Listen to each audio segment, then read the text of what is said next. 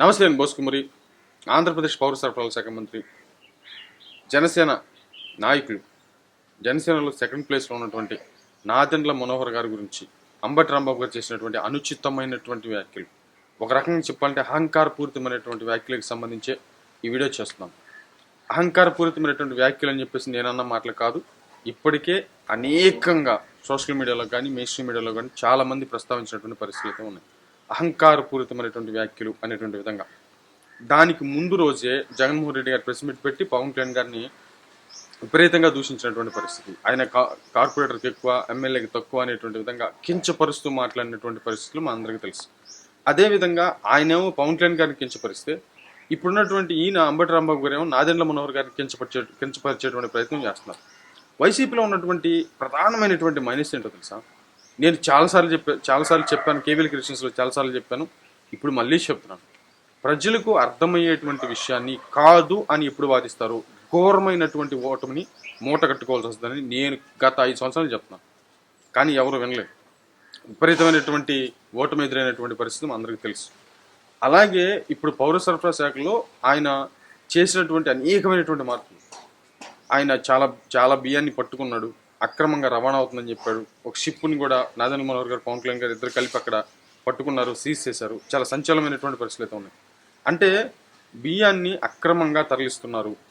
వాటిని పేద ప్రజల దగ్గరే మళ్ళీ రిటర్న్ 10 రూపాయలకు కొని 100కి 70 రూపాయలకి 80 రూపాయలకి 100 రూపాయల దాకా విదేశాలకి అమ్ముకుంటూ సొమ్ము చేసుకుంటున్నారనేటువంటి భయంకరమైనటువంటి కుంభకోణాన్ని మరి బయట పెట్టింది నాదెండ్ల మనోహర్ గారే. ఆ దాంట్లో ఉన్నటువంటి వాళ్ళందరూ కూడా వైసీపీకి సంబంధించిన నాయకులు అనేటువంటి విధంగా ఇప్పటికే బయటకు వచ్చినటువంటి పరిస్థితులు అయితే ఉన్నాయి. మరి నాదెండ్ల మనోహర్ గారు ఒక శూన్యాన్ని పట్టుకొని, అంటే పవన్ కళ్యాణ్ గారు గెలుస్తారో లేదో తెలియనటువంటి పరిస్థితి, అలాంటి శూన్యాన్ని పట్టుకొని పవన్ కళ్యాణ్ గారిని నమ్మి ఆయన ఇప్పటి వరకు కొనసాగి విజయ తీరాలకు ఆల్మోస్ట్ వాళ్ళు దరిచేరారు. సీఎం అయితే ఇంకా ఫైనల్. ఇప్పటి వరకు అయితే ఈ పెద్ద విజయాల్లో ఖచ్చితంగా ముఖ్యమైనటువంటి వాళ్ళలో నాదెండ్ల మనోహర్ గారు కంపల్సరీగా ఉంటారని చెప్పడంలో ఎటువంటి అతిశయోక్తి లేదు. మరి అంబటి రాంబాబు గారు చేసినటువంటి పరిస్థితులు ఏంటి అంటే, ఇక్కడ రాజకీయాల్లో ఒక భయంకరమైనటువంటి విషయం ఏంటంటే, మనం చేసేటువంటి దాన్ని ఎదుటి వాళ్ళ మీద రుద్దేయటం. ఏదో ప్రెస్ మీట్ పెట్టేసి ఏదో మాట్లాడేస్తాం కదా, అలాగే మాట్లాడేయటం అనమాట. అంటే ఇప్పుడు పౌర సరఫరాలో ఇంతకుముందు చేసింది ఏంటి? ద్వారంపూడి చంద్రశేఖర్ ఉన్నారు, మరి ఆయన బియ్యం విషయంలో ఆయన బయటకు వచ్చారు. పేర్ని నాని గారు ఉన్నారు, అక్రమంగా స్టాక్ పెట్టారు బియ్యం అనేటువంటి విధంగా, దాన్ని తరలించారు అనేటువంటి విధంగా ఆయన మీద కేసు కూడా వచ్చింది. ఇవన్నీ కూడా బియ్యానికి సంబంధించి ఉన్నటువంటి వైసీపీ నాయకులే కదా.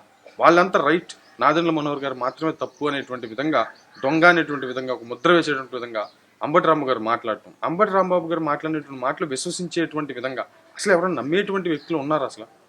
అసలు నాదెండ్ల మనోహర్ గారు, అంబటి రాంబాబు గారు ఏంటి, నాదెండ్ల మనోహర్ గారి గురించి మాట్లాడటం ఏంటి? నిజంగా కామెడీగా ఉందని చెప్పి చాలా మంది మాట్లాడుతున్నారు. అసలు రాజకీయాల్లో ఒక నిబద్ధత, ఒక దానికి కట్టుబట్టం, ఒక నాయకుని నమ్మి ముందుకు వెళ్ళటం అనేటువంటి విధానంలో నాదెండ్ల మనోహర్ గారు ఎప్పుడూ ఫస్ట్ ప్లేస్లోనే ఉంటారు.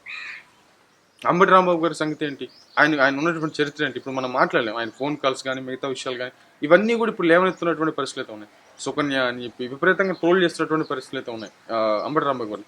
మీరా నాదెండ్ల మనోహర్ గారి గురించి మాట్లాడేది అనేటువంటి కోణంలో చాలా మంది కూడా ఆయన విపరీతంగా ట్రోల్ చేస్తున్నటువంటి పరిస్థితులు అయితే ఉన్నాయి.